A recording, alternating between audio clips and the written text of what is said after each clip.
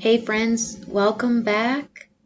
If you've ever felt the emotional weight of leadership pressing down on you, today's episode is for you. Maybe you've received feedback that stung, or you feel like your character has been misrepresented despite your best efforts to lead with integrity. Maybe you're carrying the burden of someone else's disappointment, frustration, or disengagement, things that aren't actually yours to carry. I know this struggle personally because if I'm honest, this past week in leadership has been tough for me. I've faced situations where people I rely on have been unresponsive, and that's made it difficult for me to do my job effectively. And then there are team members who seem to resist forward thinking and lean into negativity instead. It's exhausting. And here's the thing. I care. I want things to be done well, in a timely and professional way, and I want people to thrive in a healthy, productive environment. But when people don't meet those expectations, I struggle. I wrestle with frustration, a lot of self-doubt, the urge to micromanage because I want things to go the way they should. And I struggle to let go of the reality that team members sometimes give feedback in a way that leads me to feel like they don't know or remember how much I do care, and the ways in which my leadership and my leaders have demonstrated that over the years. I know that that is my ego and my vulnerability around needing approval. I've never needed the approval from above as much as from within my own team. Now don't get me wrong, I want to be seen as a good and effective leader by my leaders, but the approval and satisfaction that runs the deepest for me is that of my frontline team members. Friend, if any of that sounds familiar, I want to invite you into a new mindset, one that has helped me tremendously.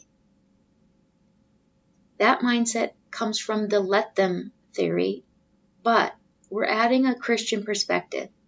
This is along the same topic that we discussed yesterday, but a little deeper in depth when we talk about the emotional investment as leaders.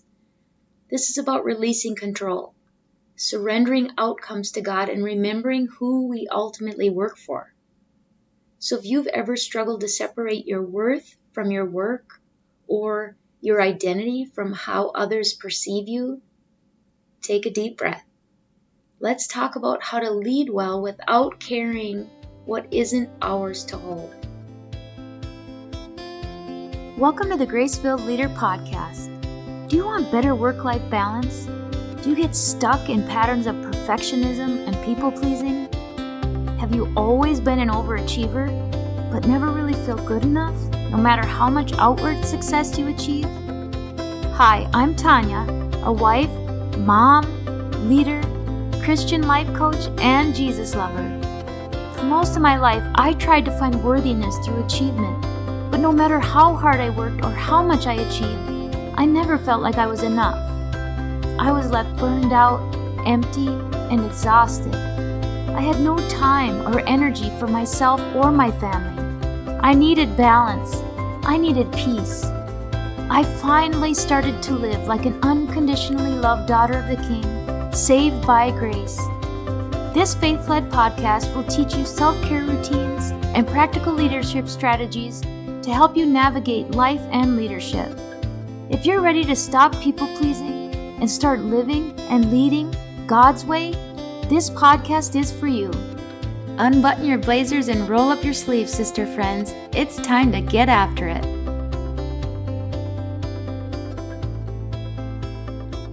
No matter what they say, folks, leadership is personal. And for relational leaders, those of us who deeply invest in our people, it's even harder to detach from the emotions of leadership. Here's what that can look like in real life. You pour into a team member, mentoring, coaching, and advocating for them, only to have them disengage, complain, or maybe even leave without a word of thanks. You make a tough but necessary decision, and instead of support, you get pushback, criticism, misunderstanding. Maybe you hear through the grapevine that someone thinks you're not caring and that you're controlling, even though you've been doing everything you can to lead with wisdom and fairness. You work so hard to be thoughtful, strategic, and Christ-like in your leadership, but no matter what, someone still finds fault with your decisions. It's really discouraging, right? And as women in leadership, we often feel this pressure even more. The need to prove ourselves, to be likable yet firm, strong yet compassionate. And when that pressure piles up, we either burn out from overextending ourselves or we shrink back in fear of criticism, neither one of which is sustainable. So how do we move forward? How do we release the emotional weight of leadership while still staying engaged and effective? And now, as I talked and mentioned on yesterday's episode, Mel Robbins popularized, I screw that up every time, the let them theory as a way to release control over how others behave. But as Christian leaders, our version of let them goes a little bit deeper. The let them theory has two parts, let them and let me. The Christian version adds a third dimension. It's not just about detaching from people's opinions and behaviors and then doing what is within our ability to influence or act upon. It's also about actively surrendering the people and the outcome to God and remembering that our leadership is an act of obedience, not a performance for human approval. Let's look at how we can practically apply this mindset in our leadership. Let them misunderstand you. Jesus himself was misunderstood, even by his own disciples.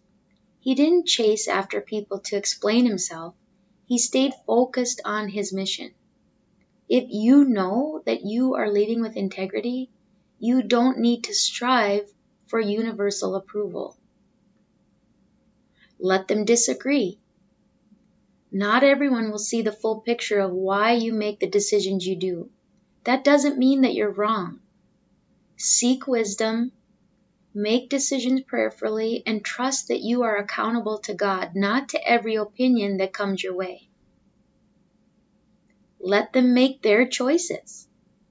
As leaders, we can motivate, inspire, and influence, but we cannot control. If a team member chooses disengagement or negativity, you can offer guidance, you can offer redirection, but you are not responsible for their attitude or their effort. Let them leave. This one is a really hard one. Whether it's an employee, a mentee, or even a leader above you, people will make decisions that impact you, but it's not always personal. Trust that God is working in their story just as He is in yours. Let them have their opinions. Someone will always have an opinion about your leadership. Instead of exhausting yourself trying to change their minds, entrust your reputation to the Lord.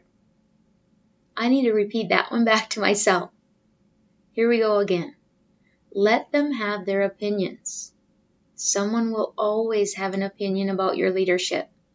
Instead of exhausting yourself trying to change their minds, entrust your reputation to the Lord. Oofda. I need that one this week.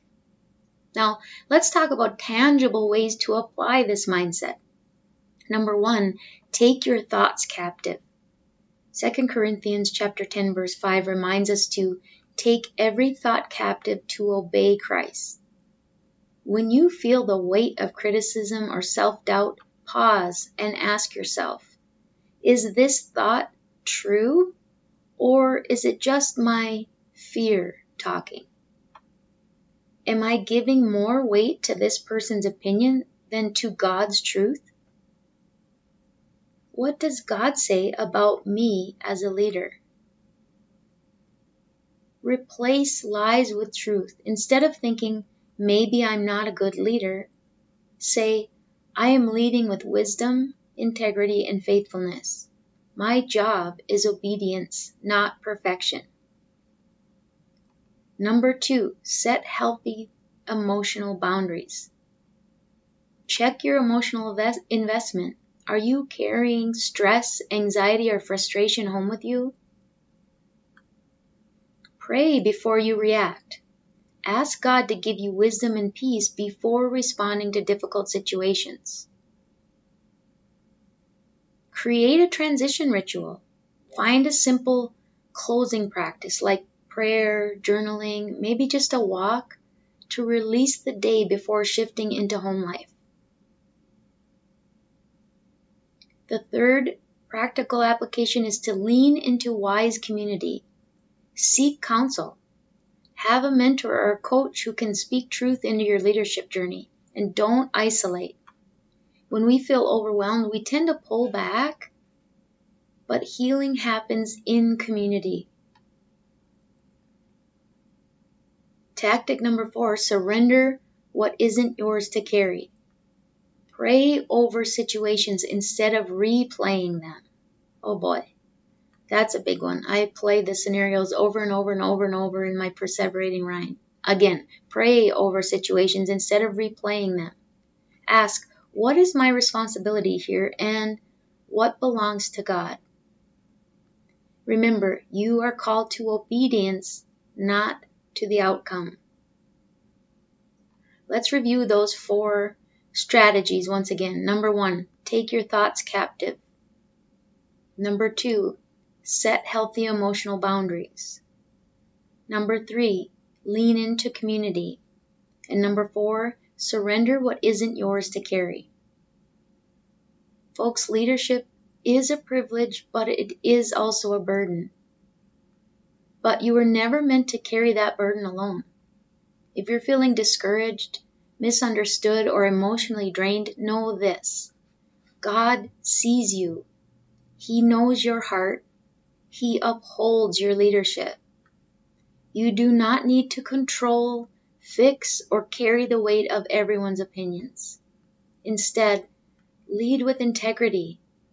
Surrender the rest and trust that God's plan is greater than what you can see. Remember, you are responsible for obedience, not outcome. Misunderstanding and criticism are inevitable, but they don't define you. Healthy emotional boundaries help you lead with wisdom, not exhaustion. And trusting God's sovereignty frees you from the pressure to control. Friends, I see you, I feel you, I see your heart. And I pray that you keep walking in grace and leading in grace. As always, I pray that the Lord fills you with gratitude, His peace, and His amazing grace. I pray this episode blessed you, spoke to you, or encouraged you in some way. If so, please share it with a friend and head on over to Apple Podcasts to leave me a review. That's the only way for me to know if you're enjoying the show. Nothing blesses me more than to hear from you. Also, come on over to our free Facebook community. This is a great place for us to support one another on our faith and leadership journeys. You can find the link to the group in the show notes or go to gracefilledleader.com/community. If you have questions or content ideas for the show, please send me a message on SpeakPipe or via email. Go to gracefilledleader.com/contact and leave a written or voice recorded message. I would love to know how I can best serve you on the podcast. Now to Him who can do immeasurably more than we can ask or imagine, according to His power that is at work within us. Ephesians 3, verse 20. Until next time, my friends, God bless.